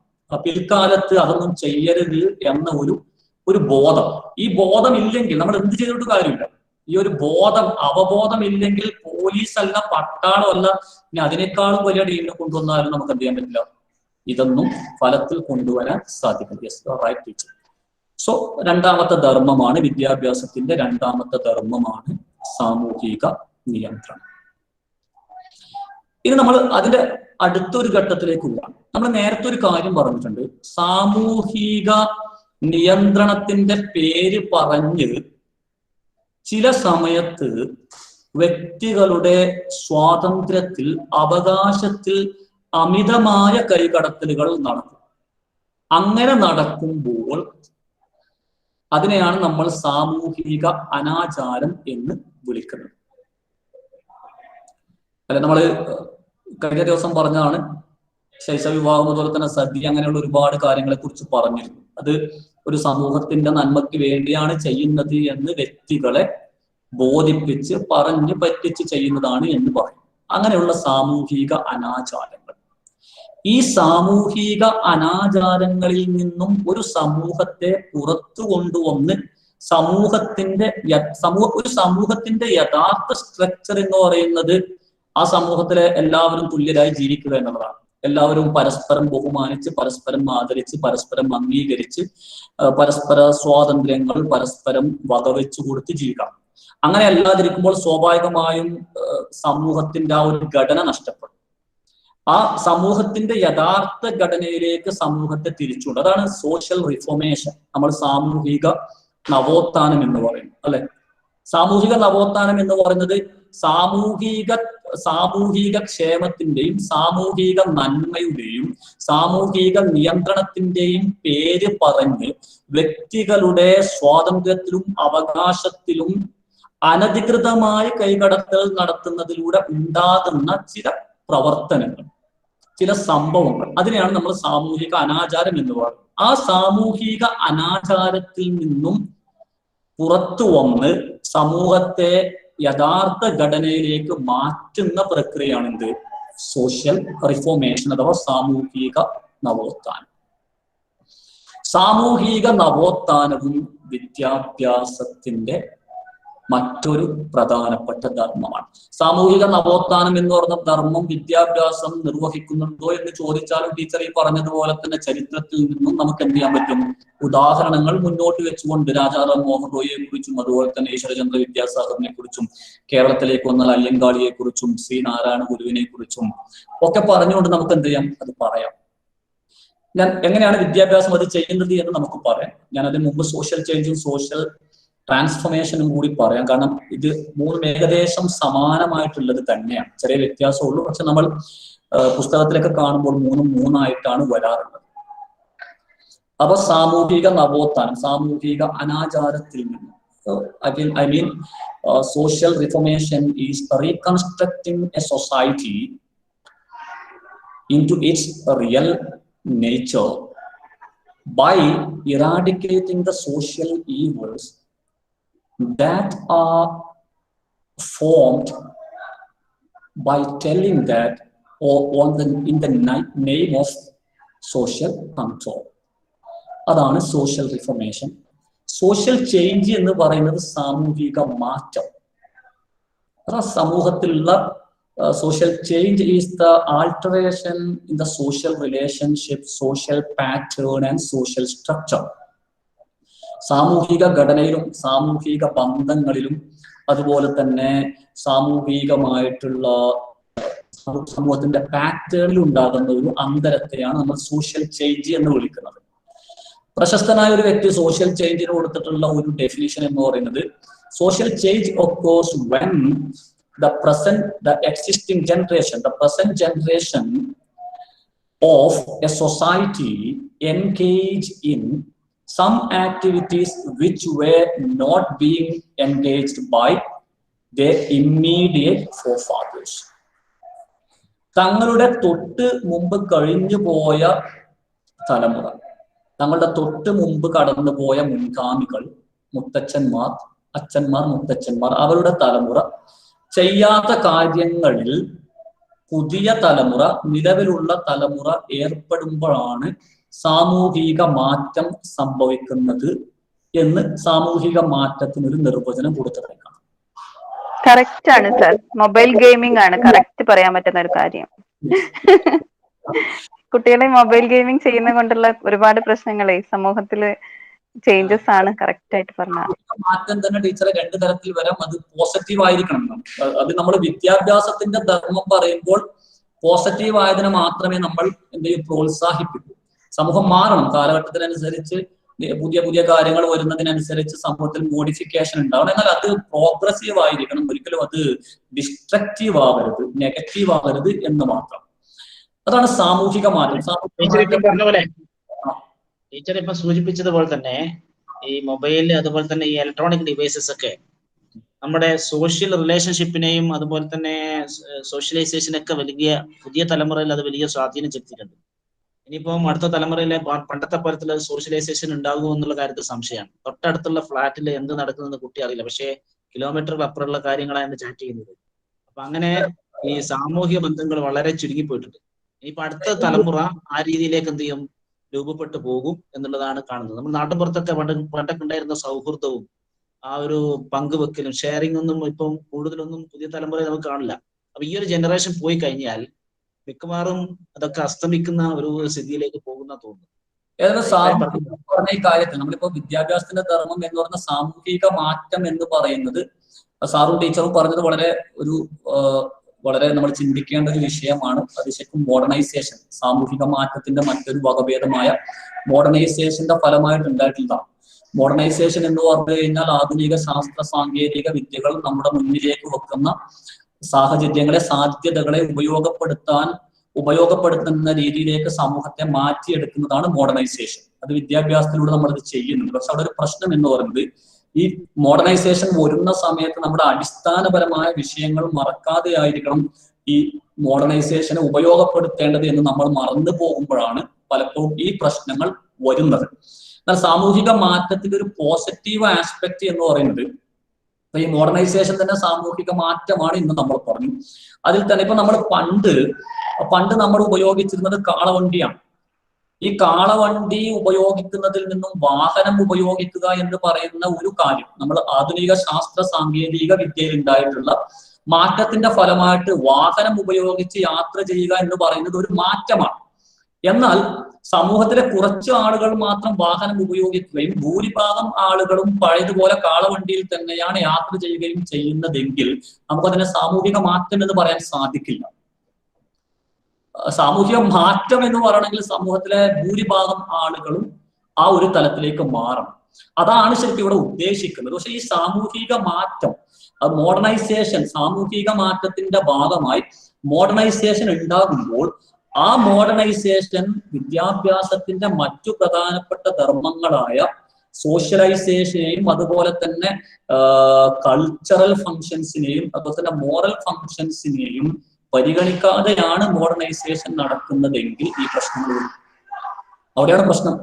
മോഡേണൈസേഷൻ വരുമ്പോൾ ആ മോഡേണൈസേഷന്റെ ഭാഗമായിട്ട് വരുന്ന ഉപകരണങ്ങളും പുതിയ ജീവിത രീതികളും അടിസ്ഥാനപരമായി നമ്മൾ നിർവഹിക്കണം. കാരണം മോഡേണൈസേഷനേക്കാളും ഏറ്റവും പ്രധാനപ്പെട്ട വിദ്യാഭ്യാസ ധർമ്മമാണ് സാമൂഹികവൽക്കരണവും സാമൂഹിക നിയന്ത്രണവും അതുപോലെ തന്നെ ധാർമ്മികമായിട്ടുള്ള ഒരു ധർമ്മവും. അത് മൂന്നും തകിടം മറിച്ചു കൊണ്ടാണ് മോഡേണൈസേഷൻ എന്ന് പറയുന്ന ധർമ്മം വിദ്യാഭ്യാസം നിർവഹിക്കുന്നതെങ്കിൽ അവിടെയാണ് പ്രശ്നം. അങ്ങനെയാണെങ്കിൽ നമ്മൾ ഇപ്പോൾ കൊടുത്തുകൊണ്ടിരിക്കുന്ന വിദ്യാഭ്യാസത്തിന് പല പ്രശ്നങ്ങളുണ്ട് നമ്മൾ പറയേണ്ടി വരും. അതാണ് അതിന്റെ ഒരു പ്രശ്നം. ഏതായാലും സാമൂഹിക മാറ്റം എന്ന് പറയുന്നത് നിലവിലുള്ള അവസ്ഥയ്ക്ക് മാറ്റം വരലാണ്. അപ്പൊ അതിനെ വിദ്യാഭ്യാസം എങ്ങനെ സഹായിക്കുന്നു എന്ന് നമുക്ക് നോക്കാം. ഞാനിത് മൂന്നും ഒന്നിച്ചാണ് പറയുന്നത്. സാധാരണ നമ്മൾ ചർച്ച ചെയ്യുമ്പോൾ മൂന്ന് വിഷയമായിട്ടാണ് ചർച്ച ചെയ്യുക. പക്ഷെ ഇത് തമ്മിൽ ചെറിയ വ്യത്യാസമുള്ളൂ. ഈ സാമൂഹിക മാറ്റവും സാമൂഹിക നവോത്ഥാനവും ഒരു സാമൂഹിക മാറ്റം തന്നെയാണ്. സാമൂഹിക പരിവർത്തനം, സോഷ്യൽ ട്രാൻസ്ഫോർമേഷന് കൊടുത്തിട്ടുള്ള ഒരു നിർവചനം, ഞാൻ ഓൺലൈനിൽ കണ്ടിട്ടുള്ള ഒരു നിർവചനം എന്ന് പറയുന്നത്, സോഷ്യൽ ചേഞ്ച് എന്ന് പറഞ്ഞ ചെറിയ ചെറിയ മാറ്റങ്ങളാണ്. സാമൂഹിക പരിവർത്തനം എന്ന് പറയുന്നത് കംപ്ലീറ്റ് ചേഞ്ച് ആണ്, സോഷ്യൽ ട്രാൻസ്ഫോർമേഷൻ. അവിടെ പറയുന്നത് social transformation is the process of complete change in the social structure of a particular society on account of the effort of some extraordinary personalities. അസാധാരണ ദിഷണാശാലികളായ പ്രതിഭാശാലികളായ ചില വ്യക്തിത്വങ്ങളുടെ പ്രവർത്തന ഫലമായി, അതൊരു ഇൻഡിവിജ്വൽ ആകാം. ഇപ്പൊ ഇന്നലെ ടീച്ചർ പറഞ്ഞ ചില സ്ത്രീകളെ കുറിച്ചൊക്കെ പറഞ്ഞു അല്ലെ ടീച്ചർ, അസാധാരണ ധൈര്യമുള്ള അസാധാരണ പ്രതിഭാശാലികളായ ചില വ്യക്തികൾക്ക് സമൂഹത്തിൽ അങ്ങനെ തന്നെ വലിയ മാറ്റം വരുത്താൻ സാധിച്ചു എന്ന് പറഞ്ഞതുപോലെ, അസാധാരണമായ വ്യക്തിത്വമുള്ള അസാമാന്യ പ്രതിഭാശാലികളായ ആളുകളോട് അത്ഭുതകരമായ രീതിയിൽ ആശയവിനിമയം നടത്താൻ സാധിക്കുന്ന ആകർഷണീയമായ വ്യക്തിത്വമുള്ള ചില വ്യക്തികളുടെ പ്രവർത്തന ഫലമായി ഒരു സമൂഹത്തിന്റെ ഘടനയെ അപ്പാടെ മാറ്റിമറിക്കുന്ന ഒരു പ്രവർത്തനമാണ് സോഷ്യൽ ട്രാൻസ്ഫോർമേഷൻ, സാമൂഹിക പരിവർത്തനം എന്ന് പറയുന്നത്. ഇപ്പൊ ശ്രദ്ധിക്കുന്ന ഒരു കാര്യം പെട്ടെന്നൊന്ന് പറഞ്ഞോക്കാം.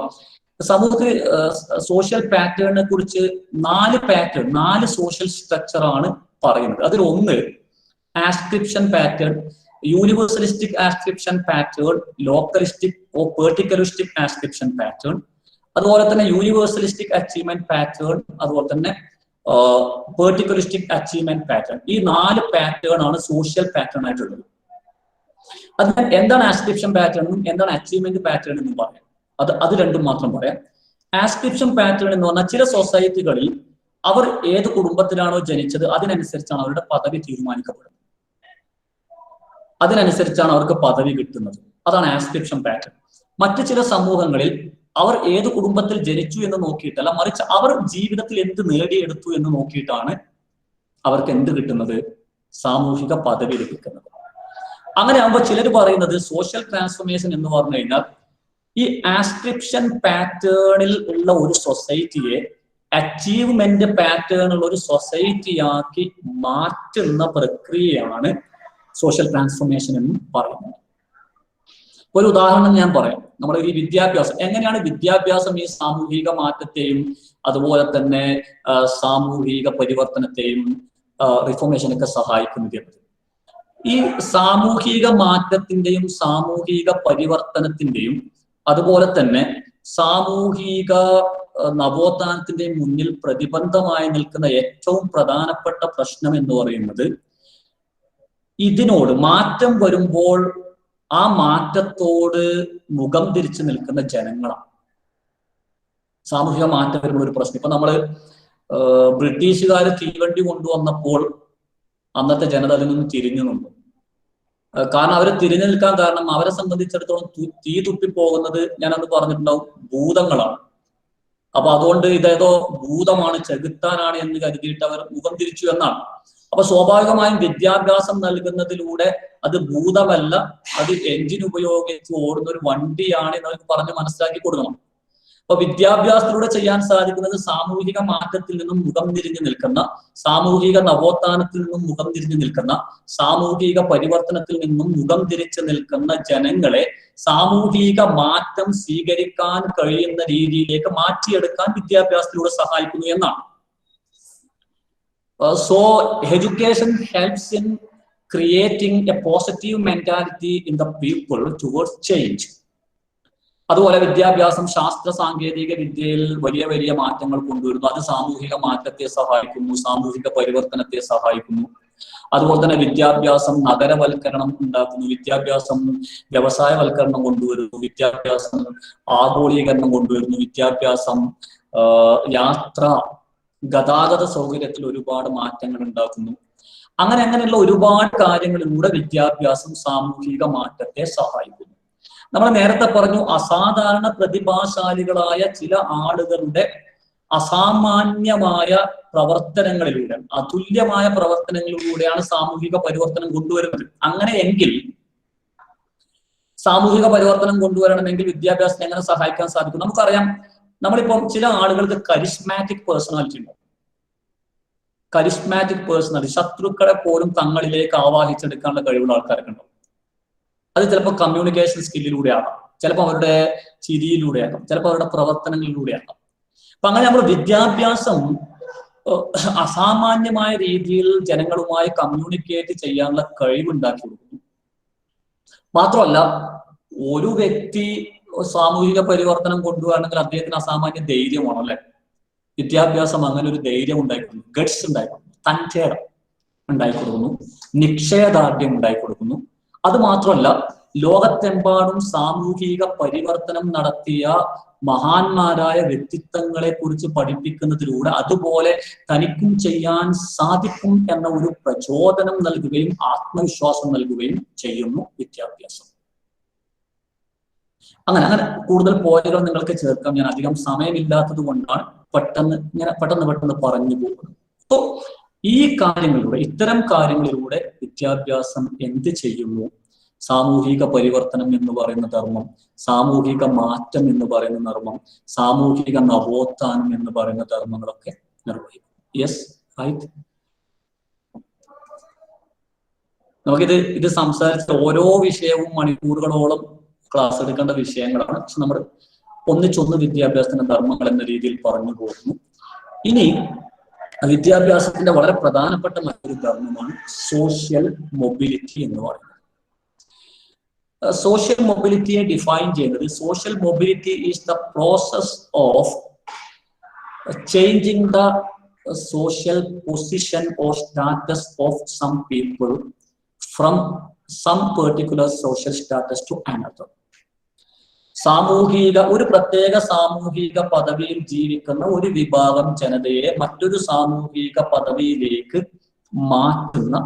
മാറാൻ സഹായിക്കുന്ന പ്രക്രിയയാണ് നമ്മൾ സോഷ്യൽ മൊബിലിറ്റി എന്ന് പറയുന്നത്. ഉദാഹരണമായി പറഞ്ഞു കഴിഞ്ഞാൽ പാവപ്പെട്ടവർ ഇടത്തരക്കാരാകുന്നു, ഇടത്തരക്കാർ പണക്കാരാകുന്നു, അല്ലെ? ഇപ്പോ സാധാരണ കൈത്തൊഴിൽ ചെയ്ത് ജീവിച്ചിരുന്ന അല്ലെങ്കിൽ കൃഷി ചെയ്ത് ജീവിച്ചിരുന്ന ആളുകളുടെ മക്കൾ ഡോക്ടർമാരാകുന്നു. അതിലൂടെ അവർക്ക് സമൂഹത്തിൽ ഉന്നത പദവി ലഭിക്കുന്നു. അധ്യാപകരുടെ മക്കൾ IAS ആകുന്നു. അതിലൂടെ അവർക്ക് കുറച്ചുകൂടെ ഉന്നത പദവി ലഭിക്കുന്നു. ഇങ്ങനെയുള്ള ഒരു പ്രക്രിയയാണ് നമ്മൾ സമൂഹത്തിൽ ഉണ്ടാകുന്ന പദവിയിൽ ഉണ്ടാകുന്ന മാറ്റത്തെയാണ് സോഷ്യൽ മൊബിലിറ്റി എന്ന് പറയുന്നത്. അത് തന്നെ സോഷ്യൽ മൊബിലിറ്റി തന്നെ വെർട്ടിക്കൽ മൊബിലിറ്റിയും ആകാം, ഹൊറിസോണ്ടൽ മൊബിലിറ്റി ആകാം.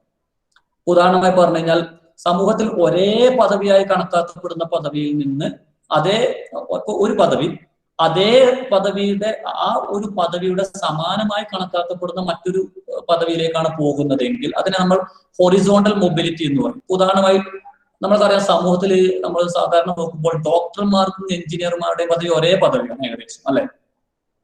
അപ്പൊ ഒരു ഡോക്ടറുടെ മകൻ എഞ്ചിനീയർ ആകുന്നു, അത് എന്താണ്? ഹൊറിസോണ്ടൽ മൊബിലിറ്റിയാണ്. നേരെ മറിച്ചൊരു ടീച്ചറുടെ പദവിയേക്കാൾ മുകളിലാണ് IAS. അപ്പൊ ടീച്ചറുടെ മകൾ IAS ആകുന്നു, അപ്പൊ അധ്യാപകരായ ആളുകളുടെ മക്കൾ IAS ആകുന്നു. അപ്പൊ അത് എന്താണ്? വെർട്ടിക്കൽ മൊബിലിറ്റിയാണ്. ഈ വെർട്ടിക്കൽ മൊബിലിറ്റി തന്നെ അപ്വേർഡ് മൊബിലിറ്റി ആകാം, ഡൗൺവേർഡ് മൊബിലിറ്റി ആകാം. അധ്യാപകന്റെ മക്കൾ IAS ആകുമ്പോൾ അപ്വേർഡ് മൊബിലിറ്റിയാണ്. IASകാരന്റെ മക്കൾ അധ്യാപകരാകുമ്പോൾ എന്താണ്? ഡൗൺവേർഡ് മൊബിലിറ്റിയാണ്. എന്നാൽ ഇതാണ് സോഷ്യൽ മൊബിലിറ്റി. വെർട്ടിക്കൽ മൊബിലിറ്റി എന്ന് പറയുന്നത്, ഇപ്പോ നമ്മൾ സാധാരണ വെർട്ടിക്കൽ എന്ന് പറഞ്ഞു കഴിഞ്ഞാൽ എങ്ങനെയാണ്? ഒന്നുകിൽ മുകളിലോട്ട് അല്ലെങ്കിൽ താഴോട്ട്. ഹൊറിസോണ്ടൽ എന്ന് പറയുമ്പോൾ സമാന്തരമായിട്ടാണ്. അപ്പൊ നമ്മുടെ സമൂഹത്തിലേക്ക് നോക്കുമ്പോൾ ഇപ്പൊ നമ്മുടെ നാട്ടിലാണെങ്കിൽ ഏറ്റവും ഉന്നതമായ നമ്മളൊരു സാമൂഹിക പദവി നോക്കുമ്പോൾ ഏറ്റവും മുകളിൽ വരുന്നത് ഡോക്ടർമാർ, എഞ്ചിനീയർമാർ, IAS ഓഫീസർമാർ, അങ്ങനെയൊക്കെയാണ്, അല്ലെ? പിന്നെ അത് കഴിഞ്ഞിട്ടായിരിക്കും ചിലപ്പോൾ ടീച്ചേഴ്സ് അങ്ങനെയുള്ളതൊക്കെ വരുന്നത്. പിന്നെ അതിന്റെ താഴെയായിരിക്കും ചിലപ്പോൾ ഗവൺമെന്റ് ക്ലർക്കുകൾ അങ്ങനെയുള്ളതൊക്കെ വരുന്നത്. ഇത് ജോലിയാണ്, എംപ്ലോയ്മെന്റ് കണക്കാക്കിയാണ് ഞാൻ പറഞ്ഞത്. സാധാരണ അല്ലെങ്കിൽ പണക്കാർ, ഇടത്തരക്കാർ, പാവപ്പെട്ടവർ അങ്ങനെ വരും. അപ്പൊ സ്വാഭാവികമായും ഹൊറിസോണ്ടൽ എന്ന് പറയുമ്പോൾ ഇപ്പോ എഞ്ചിനീയറും അതുപോലെ തന്നെ ഡോക്ടർ, ഇതൊക്കെ ഒരേ പദവിയാണ് സമൂഹത്തിൽ. അപ്പൊ ഒരു എഞ്ചിനീയറുടെ മകൻ ഡോക്ടർ ആകുകയാണെങ്കിൽ, അല്ലെങ്കിൽ കുറെ എഞ്ചിനീയർ, ഒരു സമൂഹത്തിൽ ഭൂരിഭാഗം ആൾക്കാർ എഞ്ചിനീയർമാരായിരുന്നു. അവരുടെയൊക്കെ മക്കളൊക്കെ ആകുന്നത് ചിലർ IAS ഓഫീസേഴ്സ് ആകുന്നു, ചിലർ ഡോക്ടേഴ്സ് ആകുന്നു. പക്ഷെ പദവിയിൽ വലിയ മാറ്റമൊന്നുമില്ല. അപ്പൊ അത് ഹൊറിസോണ്ടൽ മൊബിലിറ്റിയാണ്. വെർട്ടിക്കൽ എന്ന് പറയുമ്പോൾ മുകളിലോട്ടാണെങ്കിൽ അതിനെ അപ്വേർഡ് മൊബിലിറ്റി എന്നും, താഴോട്ടാണെങ്കിൽ അതിനെ നമ്മൾ ഡൗൺവേർഡ് മൊബിലിറ്റി എന്നും പറയും. അപ്പൊ ഞാൻ നേരത്തെ പറഞ്ഞ ഉദാഹരണം തന്നെയാണ്. അധ്യാപകന്റെ ഒരു ഓഫീസ് ക്ലർക്കിന്റെ മകൾ ഡോക്ടർ ആകുന്നു, അപ്വേർഡ് മൊബിലിറ്റിയാണ്, റൈറ്റ്? ഇപ്പോ ഇടത്തരക്കാർ പണക്കാരാകുന്നു, അപ്വേർഡ് മൊബിലിറ്റിയാണ്. പണക്കാരൻ ഇടത്തരക്കാരനായാലോ ഡൗൺവേർഡ് മൊബിലിറ്റിയാണ്. Yes, right sir? അപ്പൊ വിദ്യാഭ്യാസം ശരിക്കും അപ്വേർഡ് ആയിരിക്കണം. വിദ്യാഭ്യാസം സോഷ്യൽ മൊബിലിറ്റി കൊണ്ടുവരുന്നുണ്ട്. അപ്പൊ നമ്മൾ നേരത്തെ സോഷ്യൽ സ്ട്രാറ്റിഫിക്കേഷൻ പറഞ്ഞു.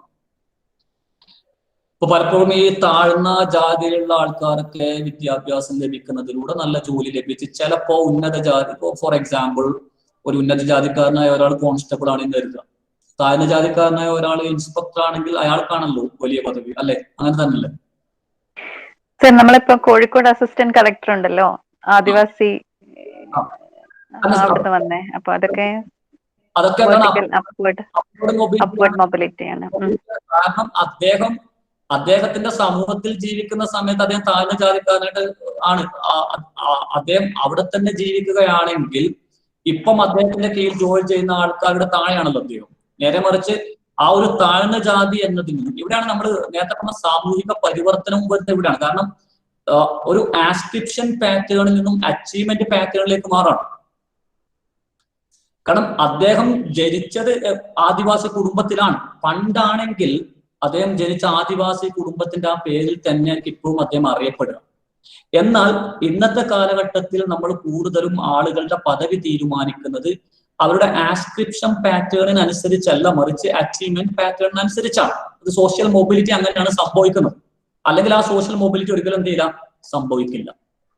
ഞാൻ നേരത്തെ പറഞ്ഞ ഈ സാമൂഹ്യ പരിവർത്തനത്തിന്റെ ഉദാഹരണം പറയുന്നിടത്ത് തന്നെ നിങ്ങൾ ഇന്ദുലേഖ എന്ന് പറഞ്ഞ നോവൽ വായിച്ചിട്ടുണ്ടല്ലോ.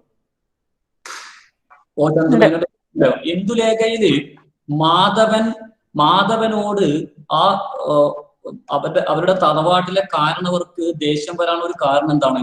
മാധവൻ ആ തറവാട്ടിലുള്ള ഒരു ചെറിയ കുട്ടിക്ക് വിദ്യാഭ്യാസം കൊടുക്കാൻ തുടങ്ങി എന്നതാണ്, അല്ലെ? അപ്പൊ ശരിക്കും ആസ്ക്രിപ്ഷൻ പാറ്റേൺ, ആ ആസ്ക്രിപ്ഷൻ പാറ്റേണിൽ നിന്നും അച്ചീവ്മെന്റ് പാറ്റേണിലേക്കുള്ള ആ ഒരു ചേഞ്ചിനെ ഒരു തീമായി സെലക്ട് ചെയ്തിട്ടാണ് ഓ ചന്തുമേനോൻ ഇന്ദുലേഖ എഴുതിയത്. ഇന്ദുലേഖ എന്നത് പറയുന്നത് ശരിക്കും ഒരു പ്രേമകഥ എന്നതല്ല, മറിച്ച് ആ കാലത്തുള്ള സാമൂഹികമായിട്ടുള്ള ഒരു സ്ട്രക്ചറിനെ അതിലേക്ക് കൊണ്ടുവരാൻ അദ്ദേഹം ശ്രമിക്കുകയാണ്. നമ്മൾ വായിക്കുന്ന സമയത്ത് എപ്പോഴും അതിനൊരു പ്രേമകഥ എന്ന രീതിയിൽ അതിനെ കാണുകയാണെങ്കിൽ ഒരിക്കലും നമ്മൾ അതിന്റെ യഥാർത്ഥ തലത്തിലേക്ക് ഇറങ്ങി ചെല്ലുന്നില്ല എന്നാണ്. മറിച്ച് നമ്മൾ അതിനെ വായിക്കുമ്പോൾ അതിന്റെ സാമൂഹികമായിട്ട് അന്ന് നിലനിന്നിരുന്ന ചില പ്രതിഭാസങ്ങളും ആ പ്രതിഭാസങ്ങളോട് ഓ ചന്തുമേനോൻ ഉണ്ടായിരുന്ന ആ ഒരു വിരക്തിയും ഇത് മാറിയിട്ടൊരു സാമൂഹിക പരിവർത്തനം നടക്കണം എന്ന അദ്ദേഹത്തിന്റെ ഒരു ചിന്തയാണ് അവിടെ നമ്മൾ എന്ത് ചെയ്യുന്നത് കാണുന്നത്. അപ്പൊ ഏതായാലും സോഷ്യൽ മൊബിലിറ്റി ഇതാണ്. അപ്പൊ സ്വാഭാവികമായും വിദ്യാഭ്യാസം ലഭിക്കുന്നതിലൂടെ നമ്മൾ ഈ പറഞ്ഞതുപോലെ വിദ്യാഭ്യാസം ലഭിക്കുമ്പോൾ പലപ്പോഴും താഴ്ന്ന ജാതിയിൽപ്പെട്ട ആളുകൾക്ക് ഉന്നതമായ സമൂഹത്തിൽ ഉന്നത പദവിയുള്ള ജോലി ലഭിക്കാൻ സാധിക്കുന്നു. അത് മാത്രമല്ല, നമ്മൾ ഈ സാധാരണ പറയാനുള്ള ഒരു കാര്യം, വിദ്യാഭ്യാസം നമ്മൾ നേരത്തെ ഇപ്പൊ സാമ്പത്തികമായിട്ടുള്ള ഒരു മൊബിലിറ്റി, വിദ്യാഭ്യാസം ലഭിക്കുന്ന ആളുകൾ എപ്പോഴും വെൽ കാൽക്കുലേറ്റഡ് ലൈഫ് നയിക്കുന്നവരായിരിക്കും. എഡ്യൂക്കേറ്റഡ് പീപ്പിൾ ഓൾവേസ് ബിക്കംസ്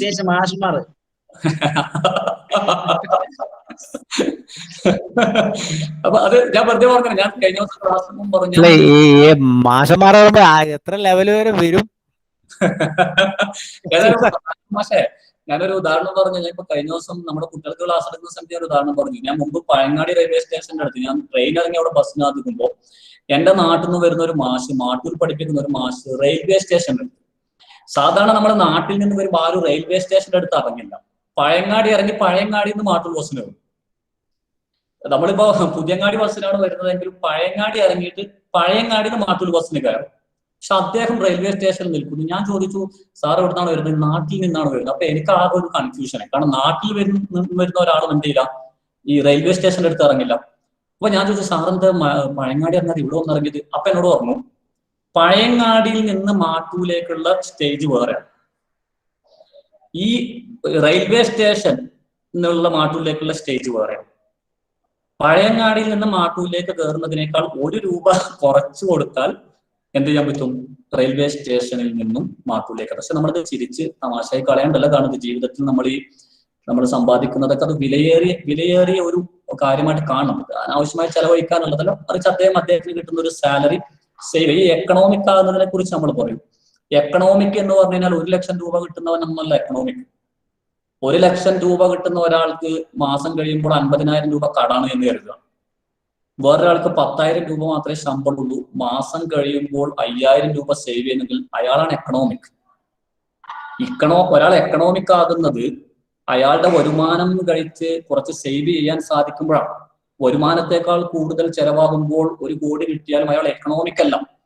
സ്വാഭാവികമായും വിദ്യാഭ്യാസം ലഭിക്കുന്നവർ കാൽക്കുലേറ്റ് ചെയ്ത് ജീവിക്കാൻ തുടങ്ങുകയും അങ്ങനെ അവർ ഇക്കണോമിക്കായി മാറുകയും ഇക്കണോമിക്കായി മാറുന്നതിലൂടെ കൂടുതൽ സേവ് ചെയ്യാൻ തുടങ്ങുകയും അങ്ങനെ ഒരു സോഷ്യൽ മൊബിലിറ്റി സംഭവിക്കാം. കാരണം സാധാരണ തൊഴിൽ ചെയ്യുന്ന ആൾക്കാർ, ഇപ്പോൾ നമുക്കറിയാം നമ്മുടെ നാട്ടിലൊക്കെ മറ്റു തൊഴിലുകൾ ചെയ്യുന്ന ആളുകൾ ഒരു ദിവസം തന്നെ 2,000 രൂപയൊക്കെ സമ്പാദിക്കുന്ന ആളുകൾക്ക് ചിലപ്പോൾ സേവ് ചെയ്യാൻ സാധിക്കില്ല. കാരണം അവർ രാവിലെ മുതൽ വൈകുന്നേരം വരെ അധ്വാനിച്ചാൽ അതിന്റെ പകുതി മുക്കാലും അന്ന് തന്നെ ചിലപ്പോൾ എന്ത് ചെയ്യും, ഭക്ഷണം കഴിച്ചിട്ടൊക്കെ തീർക്കാം, അല്ലെ? ഇപ്പൊ നമുക്കറിയാം, ഇപ്പൊ അടുത്തൊരു ഫോട്ടോഗ്രാഫർ എന്നോട് പറഞ്ഞാണ്, ഈ ചില കുട്ടികളൊക്കെ ഫോട്ടോഗ്രാഫിയിലൊക്കെ വരും, വന്നിട്ട് എന്ത് ചെയ്യും, അവർക്ക് കുറച്ച് നാൾ അടിച്ചു പൊളിച്ച് ജീവിക്കണം എന്നൊരു കാഴ്ചപ്പാടിലാണ് അവർ വരുന്നത് എന്നാണ്. ഇങ്ങനെ അല്ലാതെയും സംഭവിക്കാം. എന്നാൽ വിദ്യാഭ്യാസം കിട്ടുന്നവർ പൊതുവായി വെൽ കാൽക്കുലേറ്റഡ് ആയിട്ടുള്ള ഒരു ലൈഫ്, കണക്ക് കൂട്ടിയുള്ള ജീവിതം നയിക്കാൻ ഒരു സാധ്യതയുണ്ട്. അങ്ങനെ ആകുമ്പോൾ അവർക്ക് കൂടുതൽ സേവ് ചെയ്യാൻ സാധിക്കും. അങ്ങനെ ഇടത്തരക്കാരൊക്കെ പണക്കാരായി മാറാം എന്നൊരു സാഹചര്യം വരാം. നേരത്തെ പറഞ്ഞതുപോലെ വിദ്യാഭ്യാസത്തിലൂടെ കുറച്ചുകൂടെ നല്ല തൊഴിൽ കിട്ടുമ്പോൾ താഴ്ന്ന ജാതിയിൽപ്പെട്ട ആളുകൾ ചിലപ്പോൾ ഉയർന്ന ജാതിയിൽപ്പെട്ടവരുടെ മുകളിലേക്ക് വരാം. അങ്ങനെ അങ്ങനെയുള്ള പ്രവർത്തനങ്ങളിലൂടെ അതുപോലെ തന്നെ വിദ്യാഭ്യാസം ലഭിക്കുന്നതിലൂടെ മറ്റുള്ളവർക്ക് പ്രചോദനം. ഇപ്പൊ ഒരു സമൂഹത്തിൽ ഒരാൾക്ക് വിദ്യാഭ്യാസം ലഭിക്കുമ്പോൾ സ്വാഭാവികമായും അദ്ദേഹത്തെ കണ്ട് മറ്റുള്ളവരും അവരെ പോലെ ആകാൻ ശ്രമിക്കുന്നതിലൂടെ അങ്ങനെയൊക്കെ എന്തുണ്ടാവാം, സോഷ്യൽ മൊബിലിറ്റി സംഭവിക്കും. ഇതും വളരെ വിശാലമായ വിഷയമാണ്. നിങ്ങൾക്ക് ഇതിനോട് കൂടുതൽ പോയിന്റുകൾ ചേർക്കാവുന്നതാണ്. റൈറ്റ്. ഇനി കൾച്ചറൽ ഫംഗ്ഷൻ ഉണ്ട്, നമുക്കത് നമ്മുടെ ഭാഗമല്ല, വേണമെങ്കിൽ പിന്നെ ചർച്ച ചെയ്യാം. ഇവിടെ വൈൻഡപ്പ് ചെയ്യാമെന്നാണ് ഞാൻ കരുതുന്നത്. Yes, okay, thank you. അപ്പോൾ താങ്ക് യു സർ. കുറേ ദിവസമായിട്ട് ഒരുപാട് കാര്യങ്ങൾ വിശാലമായിട്ട് ചർച്ച ചെയ്തു. അറിയാത്ത പല കാര്യങ്ങളും പറഞ്ഞു തന്നു, പല മേഖലകളിലേക്കും വെളിച്ചം വീശി തന്നു. Thank you. ഒന്ന് രണ്ടാഴ്ച ഞാൻ കുറെ ക്ലാസ്സുകൾ എടുത്തു. നിങ്ങളുടെ സജീവമായ സഹകരണം ഉണ്ടായതുകൊണ്ട് ക്ലാസ്സുകൾ വളരെ ഫലപ്രദമായി മുന്നോട്ട് കൊണ്ടുപോകാൻ സാധിച്ചു. ഇന്നത്തോടുകൂടി എൻ്റെ ഈ 1-2 ആഴ്ച ആയിട്ടുള്ള ക്ലാസ്സുകൾ ഇവിടെ അവസാനിക്കുകയാണ്. നാളെ മുതൽ നമുക്ക് കാസിം സാറിന്റെ ഡൈനമിക് ആയിട്ടുള്ള ക്ലാസ്, അതുപോലെ തന്നെ റിജി ടീച്ചറുടെ ക്ലാസ്, പിന്നെ ഗിരീഷ് ബാബു സാറിന്റെ ക്ലാസ് ഒക്കെ വരാണ്ടല്ലേ, ഗിരീഷ് സാറിന്റെ ക്ലാസ്, അങ്ങനെയൊക്കെ ക്ലാസ്സുകൾ ഇനിയും വരാനുണ്ട്. അപ്പൊ അതൊക്കെ നമുക്ക് ആസ്വദിക്കാം. Thank you.